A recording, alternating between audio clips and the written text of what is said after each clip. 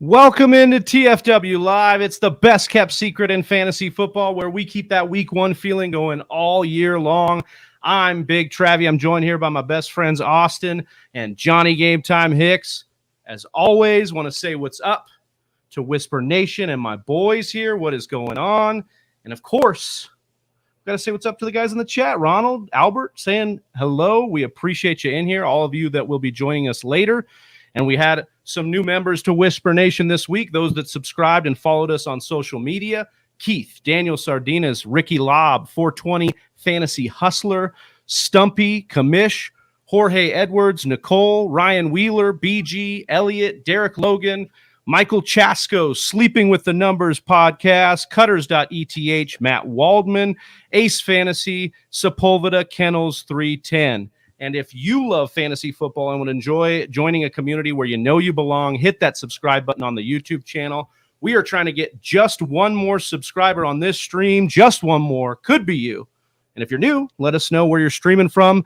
We would love to shout you out right here on the show. But time to shout out a very special guest we are joined by, Graham Barfield from Fantasy Points. You can get his work over at fantasypoints.com or by following him on Twitter at Graham Barfield. Graham, what's going on, my man?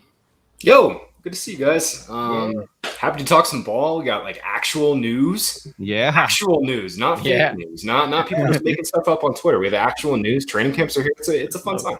Yeah. It's a beautiful time to be alive, and you love to see it. But before we get into some of the juicy ball talk here, that was poor. Wow, dude. We will go into some stuff we're going to talk about and get to know Graham a little bit. Graham, we've got some rapid fire questions here. We're going to fire off right about now. So do you root for your NFL team or your fantasy team more? Yeah, well, listen, I'm a Jaguars fan. Oh. So that basically answers that question. I've had a couple years where I could root for the Jags, but it's always fantasy for me. Yeah, especially after last year. I'm sure you really dove into yeah, that was the kind of peak. What year did you start playing fantasy football? Man. It would have been 5th, 6th grade. So 2007, 2006, somewhere in there. Okay. Favorite fantasy football player of all time? Easy, Randy Moss. Also favorite player of all time. Ooh, nice. There you go. Nice. How about player that's burned you the most or least favorite player? Oh, man. Who's burned me the most? Probably George Kittle. I was all in on him a couple years ago, but Kittle's been a guy I've always been trying to buy his ceiling, and I don't know, too many injuries, man. Yeah. Don't tell these guys that. A full year, man. We can talk about injuries, Johnny, but if we talk about average points per game, it's a different story. That's where we break apart. You'll bring out fire when you talk about Kittle with these two. What's like one of your favorite fantasy football team names that you've had?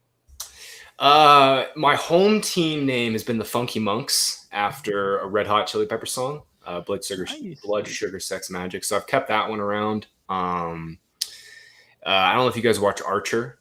I've seen a little bit. Yeah. Can't or won't. Phrasing? I'm sorry. No, I've used phrasing. I've used I had something for this. Like when Archer's like, I had something for this. No, yeah. Love it. How about a sound you love?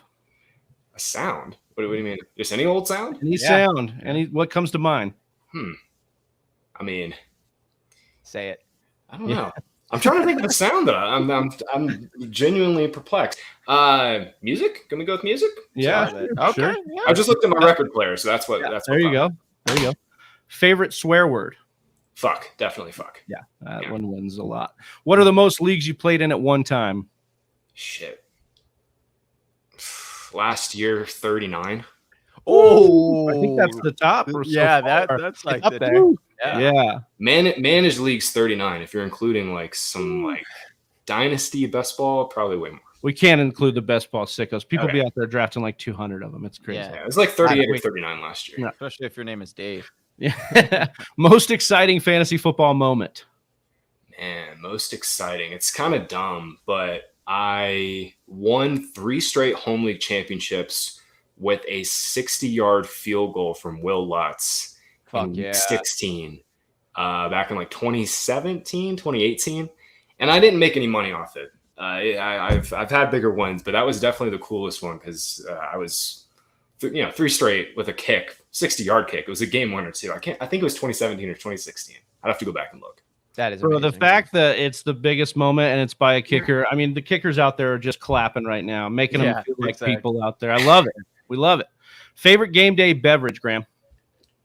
I'm up super early, so coffee. I'm usually up at like 4 or 5 on game day, so definitely coffee's keeping going. How about boneless or bone in for your wings? Oh, we're about to have a big debate if you guys are some boneless guys. I'm gonna have to leave the show if y'all are some boneless. Yeah. They like nuggets. They like nuggets. Yeah, nuggets are fine, but it's not. I like nuggets. I just don't call them wings. Yeah, exactly. They're chicken nuggets. Chicken nuggets are great. Okay, I'm all in the bone in squad. I need to take all the guests to Hungry Monk, and they'll change all of your viewpoints. On the definition of the word? No, on just how good boneless wings are. I'm not saying that nuggets couldn't be better, but if you're asking me if I want a wing or not, then it's bone in. It's 2 separate things. Kickoff is in 2 minutes here in this hypothetical situation. You're still deciding your flex. Are you going to go with your gut or your weekly rankings? Man, I go with my gut. I'm going to ride or die with my gut. Love it. I'd much rather go with my gut and lose than not and struggle. But yeah, definitely the gut. Absolutely. All right. For 2022, we're going to talk a little bit of ADP today. We're going to talk a little bit about draft strategy. What's your favorite position so far to be in for the 2022 speaking snake draft? Yeah. This is a tricky year for top 2 picks, I think. There's a lot of different ways you can go. I've been really enjoying like 4 or 5. Because I can get Jefferson, I could get McCaffrey if he falls. I really like Jefferson and then a back in the second round, just depending on who falls. I also don't mind the back end of the first round. I think the 7th, 8th pick is the hardest spot to pick from this year, but 4 or 5 and then like the back end of the first round is where I'm living right now. So we're feeling like a tier break maybe at 7 and 8 for you. Yeah, it gets weird. Like once Chase and all 3 of the wide receivers are gone, you got to start making choices between Najee and Dalvin Cook and Austin Eckler. Derrick Henry's in that mix too. I just think that range is a little riskier and a much bigger teardrop from like the top 5 or 6. Well, we're going to get plenty of practice drafting from all over the draft board. This Saturday and Sunday is our mock draft marathon, and we've got a little bit of a clip here to show Whisper Nation what's in store. Mock draft marathon. What is this? It's consecutive mock drafts for a total of 24 hours. Requires hours and even years of preparation. Which is a little bit controversial, but Are you shitting me, Johnny? I didn't plan that, I swear. I can pretty much say 100%. Something that you really love to do. Let the games begin. Somebody came in and stole Johnny, and they're hijacking his draft. Oh, he's going to blame it on his 78-year-old neighbor. Damn it, you guys snuck in a super flex. I knew it. Ball is going to taste different than this meatball. That's not that bad from a flex. Outliers decide fantasy champions. Stand out above the crowd. About the same set of 200 players, and it never gets old. So that's right. This Saturday and Sunday, July 23rd through the 24th. And Johnny, you got a sweet graphic to show us some of the guests that are coming on here. We've got opening up with stepmom Lauren. We got Matt Harmon on the list, Sigmund Bloom, some of our favorites in the industry, and then some of our favorite, little guys like us. And we're going to be rocking and rolling with these guys and and plenty of caffeine. And I remember we asked Graham, we asked you to be on. I know you had some plans this weekend, and Graham goes, "How the hell do you guys stay up for 24 hours?" It's a lot of breathing. Yeah, methamphetamine. Yeah, exactly. How's everybody laughing? You're just doing little bumps off in the corner. Straight up, real talk though. Like slap happy is a great energy, and like you just end up getting silly and embrace the weirdness. Yeah, you have to. You get delirious, and then you just roll with it. As long as your voice doesn't go out like mine last year, I think. You can hold down the fort for the most part. So we'll go for the 4th annual. We're excited. But anyways, we're here to talk with Graham Barfield. And first, we're going to roll through some of the news and notes that's latest. And as Graham said at the beginning of the show, we're rolling into training camps. First one opened up. So we're getting actual news here, not some of the fake news that we've seen throughout the offseason. But the first one is Michael Thomas and the Saints placing him on the active/pup list.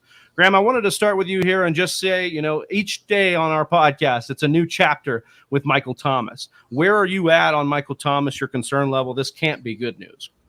I don't think it's that surprising, honestly. I mean, this guy's been without a timeline for the better part of a year and a half now. I think, all of their off-season moves between trading up for Chris Olave, between getting Jarvis Landry, I think all of their moves kind of show that, hey, whenever Michael Thomas is healthy again, he's certainly going to be a big part of what they do, but they had to go out and get some extra receivers after last year. I think Thomas is a fine pick. You can make a case for him in best ball. I could make a case against him in best ball, and you could make a case for him in redraft too.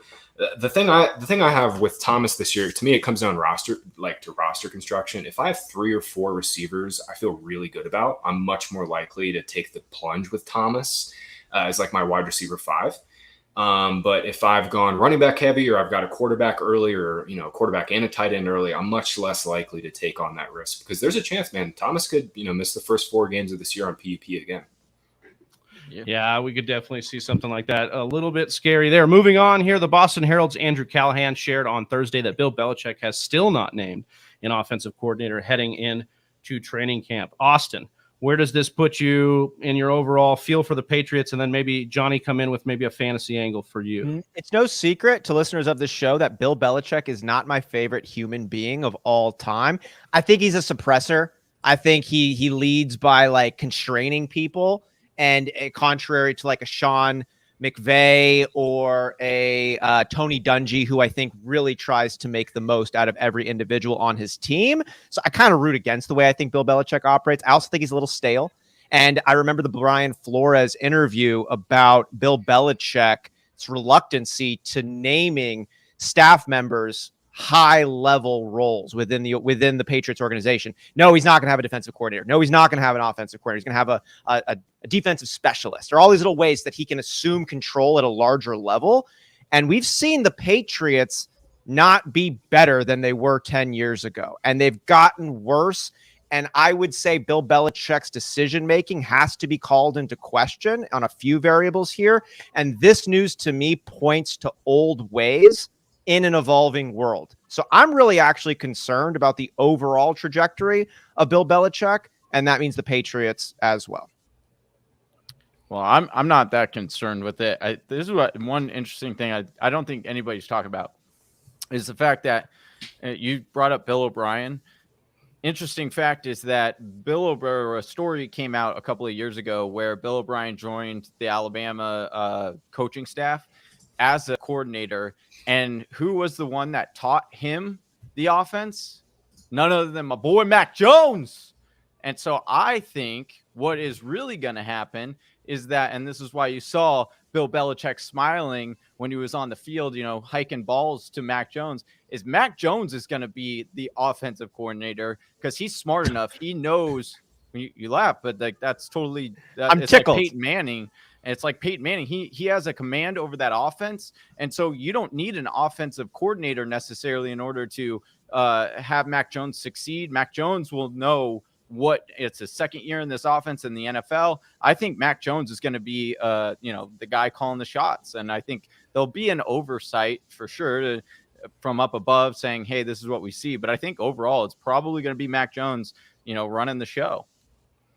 Well, we'll see. I mean, Johnny, we know your love for Mac Jones knows no bounds, but I mean, I think we'll see what happens. I've heard some of the whispers of that Mac Jones will get more control. I imagine it'll be more like a Bill Belichick, will have his stamp on the offense. But we'll move on to Kyler Murray, who's probably the biggest news of the day because he got absolutely paid today, a 5-year, $230 million contract extension. Graham, nothing crazy to see here, but if I look at ADP right now, you kind of see Lamar Jackson a whole full round ahead of Kyler. And I had a theory that maybe his ADP was a little bit lower because of the contract situation and the drama. Do you imagine that gets a little bit more evened up? Do you think Kyler kind of hangs out here because of the offensive woes down the stretch? I'm not sure. I'm not sure if his ADP goes up. I just know he's a good value right now, especially relative to some of the other quarterbacks.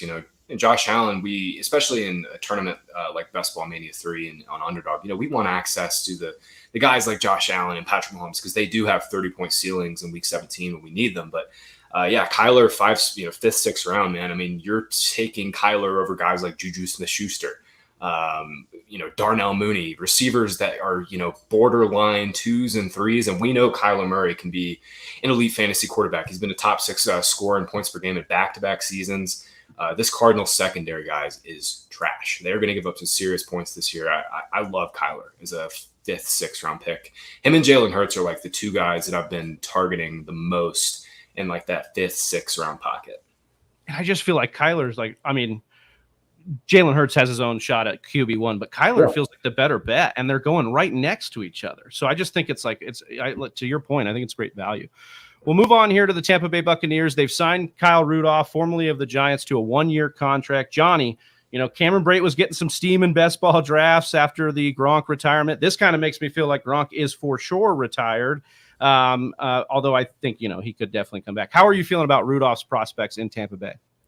I think this is like a red area target. He's really good and really efficient in the red zone area. And we saw Brate kind of struggle with that last year. So I think if anything, like you said, it just shows that Gronk is most likely not coming back. It does diminish, Brate's ceiling for me. I'm not really excited about him anymore. I think that they'll eat into each other, cannibalize each other a little bit. We'll move on to San Francisco, where ESPN's Adam Schefter has reported that the 49ers have given Jimmy Garoppolo permission to seek a trade. Austin, how are you feeling about the Jimmy Garoppolo saga? Similar to the Michael Thomas saga, we have new information that comes out all the time on this. I don't think the slide made the show, but how are you feeling about Jimmy Garoppolo here? I'm not.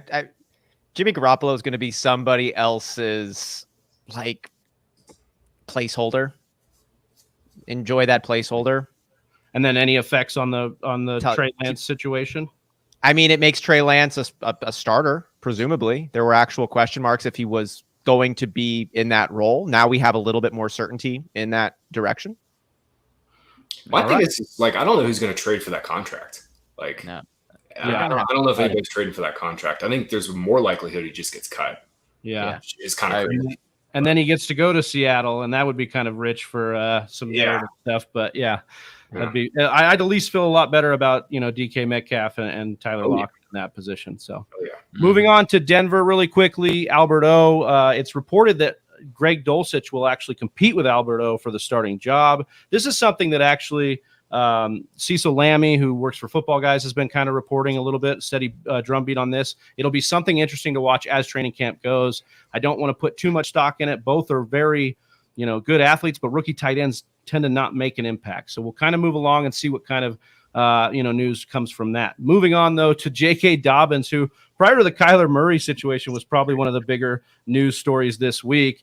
He tweeted, "I might not even go on the PUP because that's how good my rehab is going, and I'm damn sure going to be ready for week 1. He went on to say that he would post videos, but he doesn't want to show the world what he and Jesus are working on at the highest level. So, Graham, if a guy trains with Jesus, right, he should definitely be zooming up your draft boards. Look, he's zoomed up my draft board. If you dunk on Rap Sheet like that, you're gonna zoom up any draft board. I don't care who you are. I don't care how hurt you are. You dunk that hard on Rap Sheet, you're gonna get boosted up the board. But look, man, I think Dobbins was going too early to begin with, and we know what this Ravens backfield is when all these guys are healthy. It's more of a rotation. Lamar is going to be heavily involved at the goal line. He's going to be involved like he always is on the inside the 20 stuff.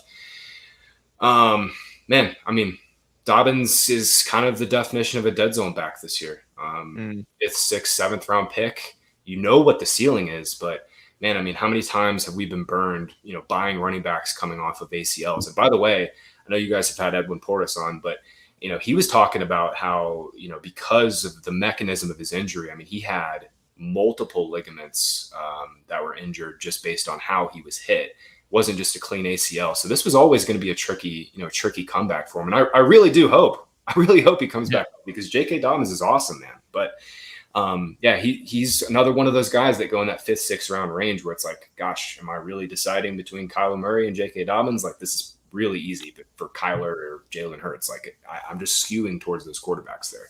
I really hope for Dobbins' sake that he does make it to week 1, because man, Twitter will be, they don't have a short memory, that's for sure. They'll be retweeting that and ask him all about that. He'll be in church anyways, Yeah. Prayers up. All right, we'll move on to the last bit of news here. Tampa Bay Times Rick Stroud reports the Bucs coaches were not happy with Leonard Fournette's weight during the team's minicamp. Now, there's been some angles here, Austin, on Fat Lenny. Obviously, he's had this situation before and then got back from it, but he is getting older. And I don't know that I've ever kind of heard that the coaches weren't as happy. He's kind of always had that time to kind of come back. Is this more news if we're hearing about it more in July or like late July? I think it would be more news. I'm not taking a lot from this one. It's are your expectations broken? And for me, they're not. Leonard Fournette is the dude who giggles when he gets hit. Leonard Fournette, I imagine, has made many a coaching staff not happy going back to his collegiate days over at LSU, over in Jacksonville. Pick a guy. Leonard Fournette kind of plays his own brand of football. When he's playing it, he's really good. I'm not concerned about him being ready when he needs to be. So no, I'm not concerned right now. I'm not any more concerned from this news versus where I was before I heard it.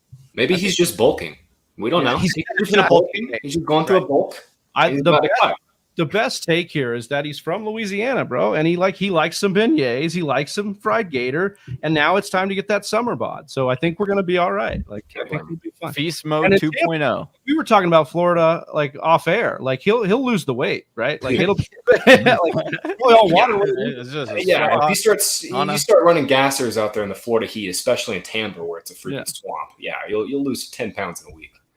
Absolutely. Well, speaking of swamp, we're going to talk a little bit about the RB dead zone here. And this is actually a subject, Graham, that's kind of come up on a lot of shows, because I think we're seeing what you tweeted out here, that there's a lot of talent at running back, especially at the top here. You said this is an abnormally great year to take 2 to 3 running backs in the first 5 rounds and then not take your running back 3 or 4 until round 12 at the earliest. The RB dead zone isn't round 3 through 6. It's round 6 through 10. So, Graham, got a couple of questions coming in this subject here. I wanted to start off with the running backs in rounds 1 through 5. You paint grabbing 2 to 3 of those in those first 5 rounds. I wanted to know from you what would be an ideal grab, because in those rounds 1 through 5, we still do have a pretty wide range of running backs available. At the top, you've obviously got your Jonathan Taylors, your CMCs, your Austin Ecklers. And then on that back side of the 5th round, currently we're looking at our Breece Halls, our AJ Dillons, our Damian Harrises. In those first 5 rounds, what would be an ideal 2 to 3 running back build at their current ADPs?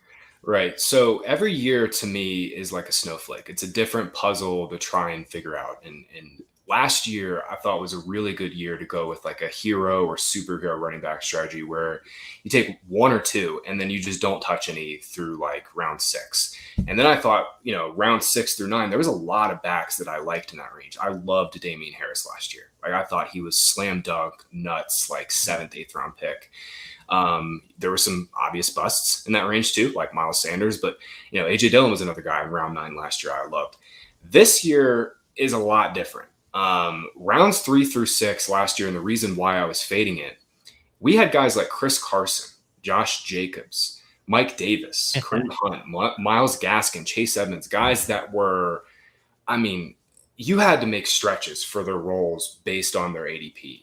And I just didn't want any of them. I was like kind of in on Carson, kind of in on Henderson after Akers' injury. I wasn't buying Travis Etienne last year with J-Rob there, especially with that coaching staff. I just was so out on Urban Meyer. This year's totally different. I think you could make a case for any of the running backs going in rounds 3 through 6 between James Conner, Cam Akers. You mentioned Breece Hall. Travis Etienne is now a third-round pick. He was going to the 5th round in May. This year is just a much different beast based on ADP, and I think the markets have correctly priced up some of these backs and also correctly priced down the ones that would usually be going in that like 5 to 6 round range. So this year, like ideally, we were talking about favorite draft spots. I love 4-5 to get Jefferson. And then you come back and you can get Aaron Jones. We can take Leonard Fournette. I'm going to buy the discount heavily on Leonard Fournette. And you know what? This year, especially right now, we're going to see some news on Kamara. But what really makes the 3 running backs in the first 3 to 5 rounds really work is when you have Alvin Kamara in the 3rd round and David Montgomery in the 5th round. We got David Montgomery. People are still trying to make Khalil Herbert and, Darrington Evans a thing. We also don't know. Maybe the staff just loves David Montgomery. Maybe David Montgomery is just that good at football because every time he's been on the field, he has produced.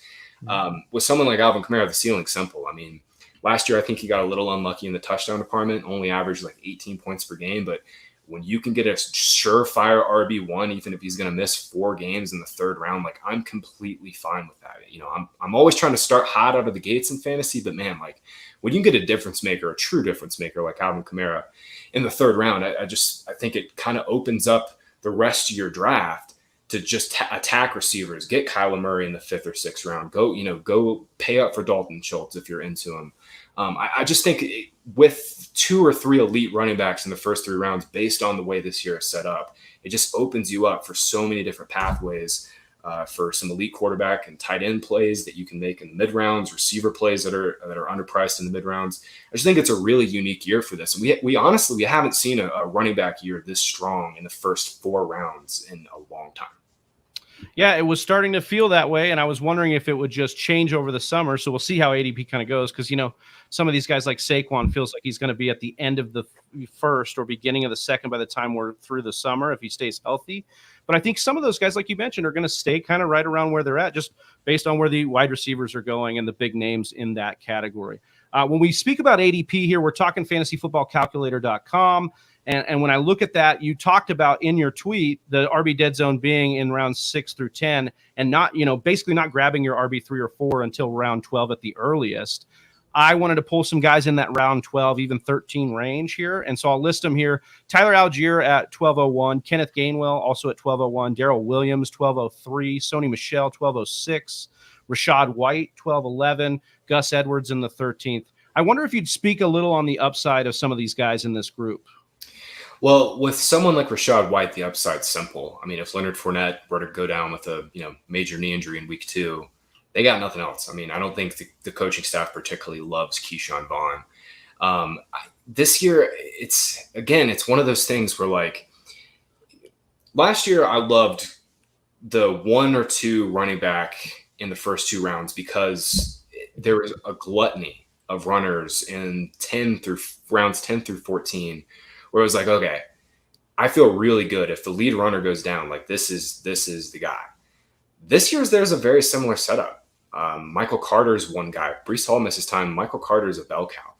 Rachaad White is another one. These guys, especially if you're playing in redraft leagues, what I try to think of is like, okay, I want to have at least 2 difference makers at running back. Ideally 2. You want 1.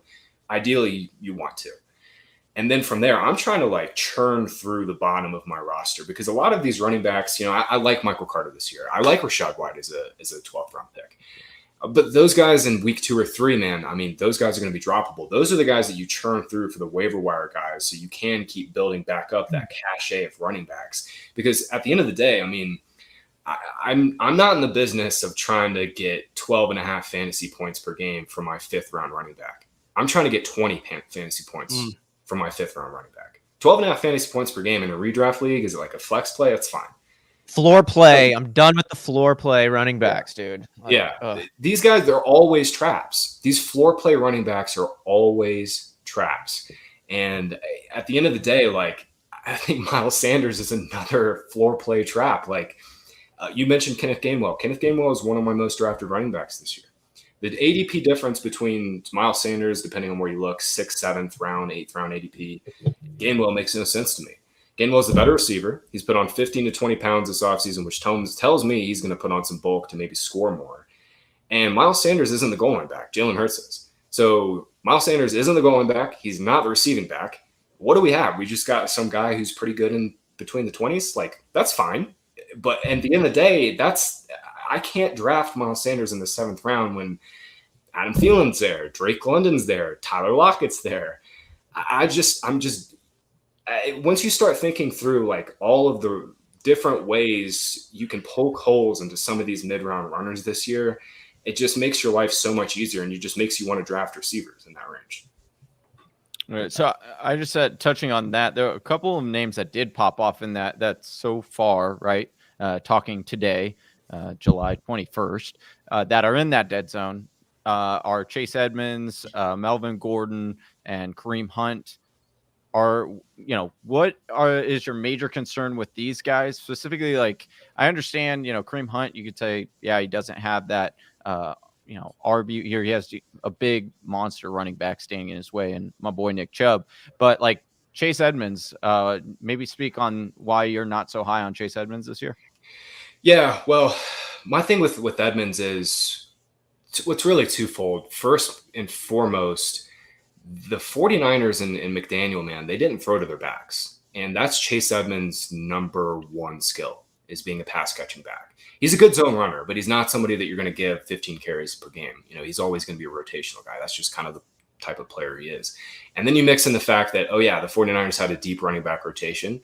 This Niners team, or this Dolphins team, they just completely overhauled their entire backfield. Who's to say that, some weeks maybe it's Sony Michel, some weeks it's Raheem Mostert, some weeks it's Chase Edmonds. I just think the market is overly confident that Edmonds is the guy. I get that he got the most money, but at the same time, if we're trying to project out roles here, we want some like short targets for our running backs. Tyreek Hill and Jalen Waddle are some of the best short area receivers in the NFL. You could probably put them in the top 5 when they're on the same team. I just don't see much of a big like short area target role for Edmonds this year. In a PPR, man, like that's, again, like he's a floor play. Like those guys are fine if you go zero running back and you can, bank their 12.5 fantasy points per game. But I'm shooting for ceiling, and I'm, Michelle and Mostert are going to have to get hurt for, I think, Edmonds to really become a bell cow. Yeah, and it just looks too much like the Cardinals, what the Cardinals did with Edmonds, right? Where they then brought in Kenyon Drake, then they brought in James Conner for the goal line. And I keep trying to talk myself into Chase. I like him, and I think he could earn targets, but you make a great point there about the other target getters on that squad. We'll move on to another backfield here up in the Pacific Northwest. And Graham, you tweeted out, y'all are going to make Kenneth Walker go from a league-winning pick in round 8 to a league-winning pick in rounds 10 to 11, and I appreciate it. Graham says he's here for it. So I wanted to make I want to push back a little bit here, Graham, just because in the final weeks of the season, we saw Penny was a top 5 back in PPR 3 times. He was a top 10 back 4 times. I mean, we're talking about the best running back in all of fantasy in the last month of 2021. In the case of Penny, is the case against Penny getting that first crack of the lead back duties, is that just an injury-related one? And does that make Walker just a bet on talent at this point? Yeah, I mean, it's one of those things where when Penny has been healthy, even dating back to like his rookie season, like he's looked electric. I'm never one to hold injuries against players. Like, I just think that's silly analysis, and just like it leads to so many pitfalls.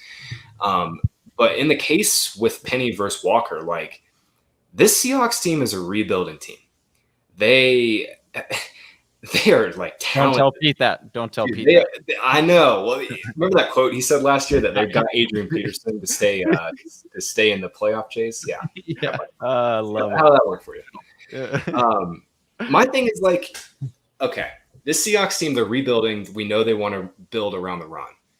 They just drafted, in my opinion, the most talented pure runner in the class by far. Kenneth Walker led the yards created process, led it in yards created per attempt, led the class in his tackles force per attempt. It's been a 2nd round pick on. Do we really think that guy's going to ride the bench? Like, we really think Rashaad Penny's going to come back out and get, the 25, 17, 25 carries per game that he was getting at that back half of the last year, which, oh, by the way, I mean, granted, again, this is, we go down these pitfalls of analysis, but like he blew up some really bad run defenses and dead. He blew up the Texans, he blew up the Bears, he blew up the Lions. Cardinals. Those teams were dead. And Cardinals, bad run defense by the end of the year. Like, let's take a step back here, like, and really try to think this through, because Penny, at the end of the day, man, like, he's really good, but he is never going to be a player you want to give that many carries to throughout the course of a season. I think that's why, at least from a starting point, they drafted Kenneth Walker, kind of at least be like a 60-40 split in favor of Penny to start the year. I fully think Penny's going to be the guy to start the year. Maybe I could bring in a little bit with this, because you talked about some of the points within the Seahawks organization that we see a lot. You talk about Pete Carroll, and it seems since Marshawn Lynch left the building, Pete Carroll has deployed some of the wildest committee approaches, like, all the time. When they drafted him in the second round, are they not going to start him? Then I'm starting to think about them having Chris Carson get all the action. I'm starting to think about Thomas Rawls getting all the action. I'm starting to think about, our favorite Mr. Alex Collins. Thank you. You know what I was thinking. But it seems like there is such a committee-centric approach when it comes to Pete Carroll in this. And I was wondering how you were looking at, you've obviously put a lot of thought into the Seattle backfield, beginning, middle, and kind of end of the season, and how you expect the backfield to break down during those different chapters in the year. Right. So the Carson thing, like, you also got to look at the rest of their depth chart, right? When he broke out, Rashaad Penny got hurt again. Penny was battling injuries. I think that was the 2018 season. Penny had injuries all year. And their second back, I believe, was Mike Davis. Like, Chris Carson was a baller, man. When he got healthy, like, he was a baller. I think Penny starts the year 60-40 as the 1A. And I think as the year goes on, we're going to see Kenny Walker just blow out, man. Like, I remember charting the first couple games, and I was like, if you dropped this guy on any NFL offense and just started running zone, like inside, outside zone, like, you could give him 15 to 18 carries per game. Like, he's that good. I don't know, man. I think the Seahawks are a team that, like, if you come out and compete and show that you can play early as possible, you're going to get snaps. And I think I was shocked if Kenneth Walker doesn't compete and get snaps as soon as possible. Yeah, and maybe I'm speaking a little bit out of pocket here, but I do think that it kind of reminds me of the Denver situation, where we all know Javonte's a little bit, he's more talented. He's probably the better prospect, but Melvin Gordon just didn't go away. And I think that's within the range of outcomes here. Is like Rashaad Penny just doesn't go away because he's given the opportunity. Absolutely. But my thing is like, we want to draft running backs with bell cow upside.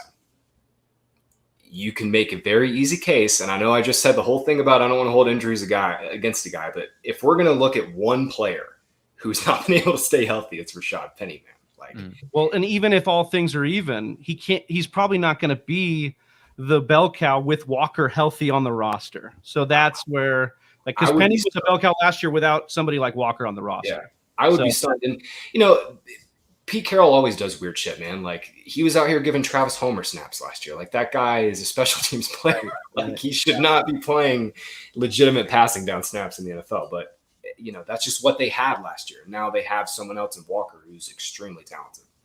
I'm glad we dove into that, because I think Walker is worth the squeeze definitely late there. So we'll move on here, though, to some quarterbacks that are kind of in new places here. And you kind of did a comparison here on Matt Ryan versus Carson Wentz on target throw rate last season by situation. And if you look at the stats, we got the chart up here, but basically on target throws from a clean pocket, non-screens, under pressure, deep 15 plus air yards, you see Matt Ryan top 10 in all those categories, and Carson Wentz near the bottom in a lot of them. Except for the deep ball throw, middle of the field, 55% there. My question would be, with solid seasons out of both Pittman and Jonathan Taylor, with a much less accurate or on-time Wentz, who do you think, Graham, stands to benefit the most in the Colts offense with this upgrade at quarterback here? Yeah, man, I'm excited for Pittman. The problem is everybody else is too. Pittman was a 5th-round pick in May. Now he's like an early 3rd-round pick on Underdog. I mean, everybody sees it. It's one of the most obvious breakout candidates this year. Maybe the most obvious breakout candidate among receivers. Does that make it not a good thing if everyone thinks it's so obvious? It depends. I mean, he's gotten up to a point now in ADP where you could make a case against it. You know, he's going. You got to pick guys like, you got to pick him over T. Higgins. You got to pick him over DJ Moore now. Back in May, you didn't have to do that. In June, you didn't have to do that. Now you do. But man, I mean, Matt Ryan's been fantastic for fantasy receivers, dating back even to like his early career with Roddy White. I have a pretty cool stat. So Matt Ryan has supported a wide receiver 1 that's top 12 in points per game in 13 of 14 career seasons. The only year he didn't do it was last year. And that's because Ridley got hurt and, decided he wanted to go to Florida and start betting on football. Yeah, I mean, every year Ryan has been consistent. It's been different guys of different archetypes too. I mean, Julio, anybody could have, I could have made Julio a decent fantasy receiver. He's just that good. But, I mean, guys like Roddy White, he made Harry Douglas fantasy viable for a couple of years. Mohamed Sanu had a couple of nice finishes with him. So this is a laundry list of players that he's thrown to, and Pittman is the only guy. I mean, last year Pittman had at least 20% of the targets in all but 3 games last year. Alec Pierce is going to come in and steal 20% of the targets, like Paris Campbell. Like Paris Campbell, baby, that's the real cheese, man. I do like Campbell. One. Hey, Campbell's interesting late for sure. Look at Matt Ryan's touchdown percentage for the number 1 versus the number 2. It's the number 2 wide receiver that gets the cheese, and that's going to be Paris Campbell. Campbell is like the Rashaad Penny of receivers, though, man. We got to find a way. And he's going to be healthy this year. This is the year he finishes as the number 1 last week. Don't call it a comeback, baby. Don't call it a comeback. He's like Tyrell. Going to get Campbell on some like steroids that are not on the NFL's radar, just so he can stay healthy, like Will Fuller did for a year and a half. But his injuries were. We are not advocating steroids. Hey.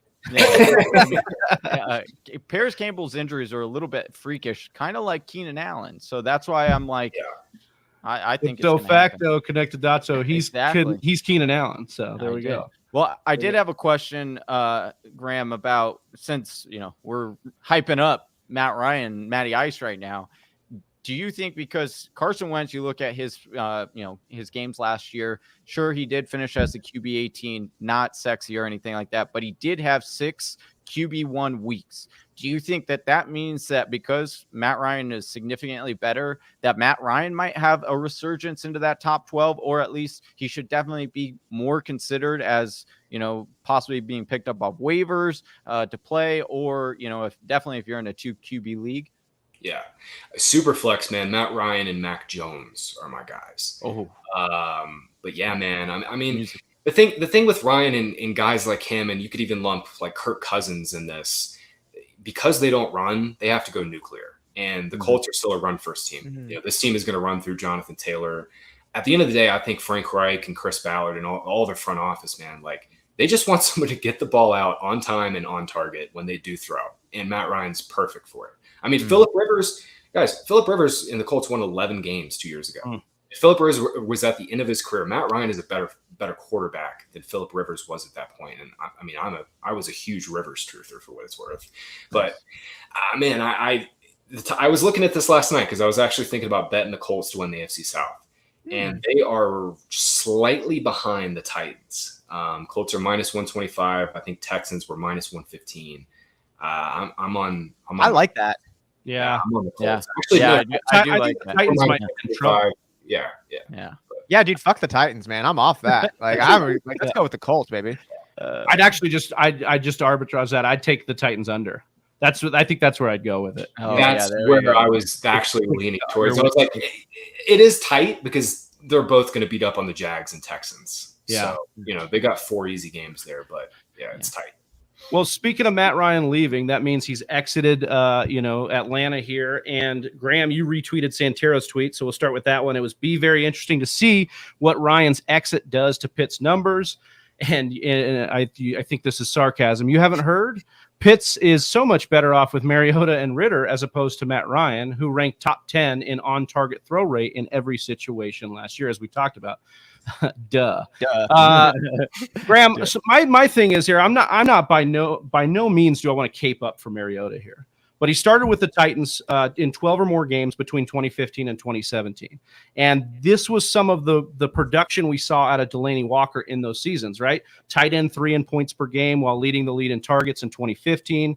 The next year, he was tight end 6 in points per game, and he ranked 7th in red zone targets. And then in 2017, he was again tight end 6 in points per game, and he ranked top 5 in target share and air yard share among his peers. So I guess I'm just curious if we think Mariota's deficiencies actually hurt Drake London and his prospects a bit more than Pitts. Because if you look at Pitts versus Delanie Walker, right, you can say maybe the difference in how good they are as tight ends should make up for maybe some of the discrepancy we could see here with Mariota. So where do you stand on, past the sarcasm tweet here, where do you stand on the unicorn and where he's at this season? See, you said it. He is a unicorn. He's not a tight end. Yeah. He's a receiver. He ran 80% of his routes split out wide or lined up as an outside wide receiver last year. He didn't play in line. Like, I get what you're saying. Delanie Walker, by the way, was a total freak. Dude was he was absolute freak. Kyle Pitts is too, man. But it's two different players, two different positions. And Marcus Mariota hasn't started since then. And there's a reason why Marcus Mariota hasn't started since then.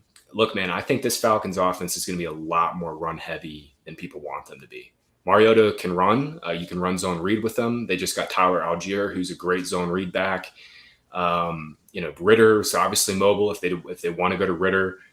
Man, I don't know, man. I think you're buying Pitts like really close to his ceiling right now at his ADP, like really, really close. I could get behind that take. He's just so fun. And I feel like in the industry, we just want to be in on that before it goes nuclear. And, I'm hoping it's this year. But I always feel like I'm bringing the vibe down when I talk about Pitts because it's so exciting. I want the contrasting takes too. I think you had a few here, and I think it's important as we do these thought experiments, as we like to call them in the off season, to try, like, as you said, to borrow your phrase of the snowflake, we're trying to figure out each unique snowflake, and that's part of the puzzle there. So we'll move on here to some pass happy offense. Maybe that'll lighten the mood a bit here. We're going to talk about offenses that had the biggest change year over year in their passing tendencies. You clarified this as early down / non-red zone, game within a score, plays only. And you had some notes on these, but we'll show the charts here because we see some teams here, Baltimore, Las Vegas, that were high in their year-over-year early down pass rate change. We also had some teams on the low end. So check those charts out. Follow Graham on Twitter to check out some of this stuff. Graham, I wanted to know, looking at these charts, it was super interesting, but I feel it could almost be a bit misleading if you didn't know what you were looking for looking at this information. So how do you, Graham, use this information to make evaluations for fantasy football? And does this primarily impact the wide receivers, quarterbacks, or is it simply a case-by-case, team-by-team situation? Yeah, so the way I start all of my off-season research is I take a very top-down approach. So I go from a team level, and then I go down. So I'm trying to project volume. I'm trying to project tendencies, pace, all of that. So I guess at some point, I think that was like in June, I was in the middle of that process. And I was just looking for teams that threw way more than we're accustomed to. And the Ravens were the top. I think they were at 10% above their previous years. 10.2% above their early down pass expectation of the last couple of years. And that's interesting to me because the Ravens, we always know what they want to do, man. Like, they were number one in early down run rate in 2019 with Lamar. That was the Lamar MVP season. They were number one in early down run rate in 2020 when all their backs were healthy. Last year, obviously, the running backs were in like a Final Destination movie, and then Lamar got hurt. Last year was an anomaly year for a team like the Ravens, where we know they want to run the ball, but they were completely against their previous year's tendency on early downs. And I think it's a way to kind of spot regression candidates logically. Like, the Ravens are the top one to me. I think I mentioned the Bengals were up there too, like Vikings as well. Like the Chargers were up there. Teams like the Chargers in particular were probably the second most interesting one to me besides the Ravens, because Justin Herbert's just that guy. Like, he's a superstar. They're going to continue to throw more, but just kind of seeing it like in kind of like a comparative sense, especially when you kind of like look at the top 5 teams that were increased in pass rate compared to, you know, like the team that was like the Jets, they're just middle of the pack. Like, there's magnitudes there, and seeing those magnitudes and seeing where they kind of land was interesting to me. I thought it was really interesting. And you had 5 takeaways that you talked about. You talked a little bit about the Chargers here. We'll go to that one. That was the third of your takeaways here. And you said comes as no surprise, as you said, with Justin Herbert becoming a star and the Chargers' aggressive, analytically driven approach. Only the Buccaneers and Bills were more pass heavy than the Chargers, 60% last year. Still room for for a bit more growth there. And then you also talked a little bit about the Bengals here.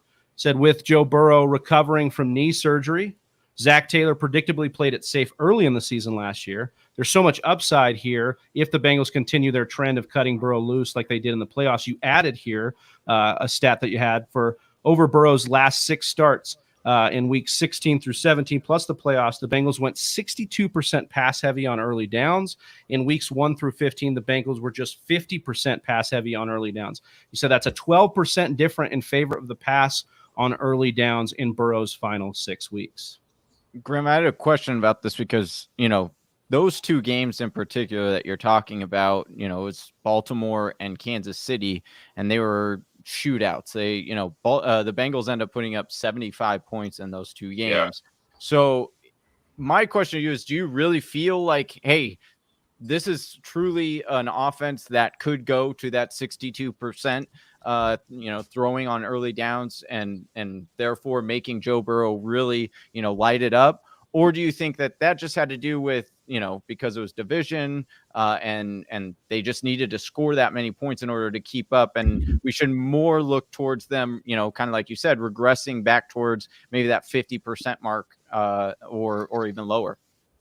Yeah, predicting what Zach Taylor is going to do has been difficult. He's been one of the most like Jekyll and Hyde coaches. He's your favorite coach to scout? Oh my God, man! It's just like when you think you've got the Bengals figured out, like he's going to do something that's the complete opposite. And honestly, looking back through, so like I went through every game and looked at all their tendencies by game, and to start the year, yeah, it makes sense, man. Like Burrow's coming off a brutal knee injury. Like you're going to want to, you know, take some of the weight off of him. By week 5 or 6, they started throwing a little bit more on early downs, but then they came out of their bye and were like super conservative. I think it was like week 11, week 12. They were real conservative, and it kind of culminated in a game against the Broncos. Bengals were on the outside of the playoff chase. They had just lost 2 straight games, the Niners and Chargers. They went to Denver and put together this dog shit game plan. Burrow threw it 22 times. And I think after that, Burrow was like, guys, I got to do something different here. We got the Ravens and Chiefs on tap. If we want to make the AFC, you know, playoffs, we got to make a move here. And I think they were just like, fuck it, we're just going to start throwing it like crazy. And we kind of saw that a little bit more in the playoffs. There was a period in that Raiders game, especially early in the game, they were throwing a lot more in early downs. Same with the Titans game.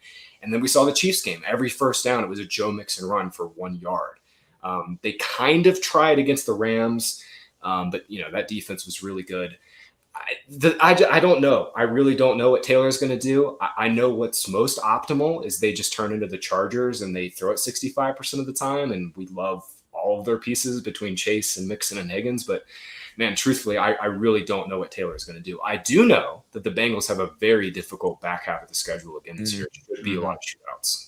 Yeah, I was to a point because that's something that Matt Kelly's brought up a lot this offseason too. You get Kansas City, Tampa Bay, Buffalo, and Baltimore. 4 of those games in the last few games there. So that's a good stretch of games that should push the pace. You've talked about this. We've kind of you said you don't really know, which I can respect. I see Herbert, though, firmly around ahead of Burrow in ADP. You talked about him being a superstar. I want to ask if you think the market's wrong on that, and that they belong closer or even further apart, maybe. I think Herbert has QB1 in his range of outcomes, and I don't think it's by a much lower degree than Josh Allen having QB1 in his range of outcomes. Ooh, wow. You know, Allen obviously is a dynamic runner. We know he's going to have the goal line touches, and he's going to score touchdowns near the goal line. Herbert doesn't have that, but man, I mean, he's got a lot to love. And, for what it's worth, when we're comparing him to somebody like Mahomes or even Lamar Jackson, there's something to be said that Herbert at least has a lot of chemistry with all of his weapons. Keenan Allen's back, Mike Williams is back, Jalen Guyton's there for year 3, Josh Palmer's in year 2. All of his top receivers, Austin Eckler's are, obviously a big part of their pass game. All those guys, man, he's been with for multiple years. I think there's something to be said with the chemistry factor, and maybe this is all culminates in like a huge year 3 for Herbert. My last question on this subject here, Graham, was about going back to the passing percentages for the NFL, looking at the Minnesota Vikings and the Denver Broncos. We got these here. That's a nice, cool spearmint green. Those guys are pretty high up on the chart here. Nice pass-happy approaches, who I would argue just got more pieces and more variables to make them and even more pass-happy, more effective teams and offenses. I want to just get your take on the Minnesota Vikings, who have a coaching change, and we're really excited about Kirk Cousins in some capacities, and then Denver, of course, coaching change and quarterback change as well. Yeah, there's no surprise. I mean, I can't remember the linebacker who came out and said he was on Pat McAfee's show that like Zimmer and Kirk Cousins hated each other's guts, or maybe Zimmer hated Cousins. I don't know. There was whatever it was. There were some really bad vibes with the Vikings last year. Kevin O'Connell obviously comes. He's, the latest McVay buddy to kind of shoot up the ranks. But I mean, if you want to go based on background, O'Connell spent the last 3 years as the Rams OC, maybe the last 2 years, and they were the 7th most pass-heavy team on early downs, back-to-back seasons, hovering around 60%. That would be a huge boost for this Vikings passing attack. We all love Justin Jefferson. I love Justin Jefferson, but yes. Galvin. I think their margin between him and Kupp is really not that big, especially in PPR. I think Kupp has more touchdown upside because of all the stuff they schemed for him near the goal line. But Jefferson, man, he might go nuclear this year. Is there a more exciting wide receiver to draft than Justin Jefferson this year? Like, in my opinion, I don't think there is. Like, he's such a mystery box. I'll tell you, you can love Jamar. Jamar's cool, but T. Higgins is awesome too, and that's really gonna scalp the. Yeah, and we just talked about how we don't know if the Bengals are gonna throw enough. I think the Vikings are gonna throw a lot more this year. Listen, there's no receiver that does the giddy better. That's what he does, right? Yeah, the gritty. Yeah. Or gritty. Yeah. I cannot gritty. My gritty is absolutely atrocious. I'm freaking embarrassed. That's okay.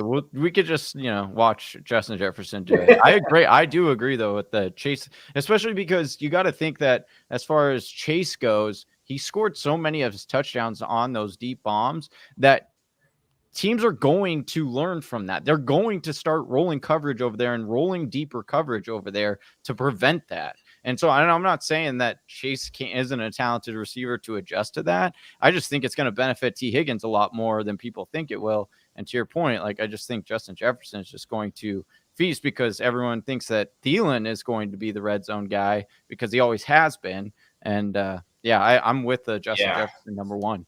On that Theilen note, Justin Jefferson was second among all receivers in end zone targets last year. Stephon Diggs was first. Jefferson got plenty of end zone love, especially when Theilen got hurt. Right. Yeah. Obviously plays in some of the bit. When both those guys were healthy, they were neck and neck in end zone targets. I think Jefferson had 9 and Theilen had 8. I mean, they both had plenty. They're both going to get fed near the end zone. You said something interesting there. Last point I'll say on Minnesota here is that Kupp, they scheme things up in Los Angeles for Kupp at the goal line, right? And I think that's when Justin Jefferson says, I'm going to play the Kupp role. Like, I think that's the important part to play because Justin Jefferson's a badass receiver in his own right. He doesn't need to be like, I'm going to play the Cooper Kupp role, but in the red zone could be a huge shift this year. Yeah. But he does love Theilen over there. All right, Graham, I just wanted to ask to close us out here. We appreciate all the time you've given us here. And one last nugget here, just any general fantasy football philosophies you'd follow that you'd maybe want to impart here on Whisper Nation. Be flexible. Never go into a draft where you're like, I have to go 0 running back.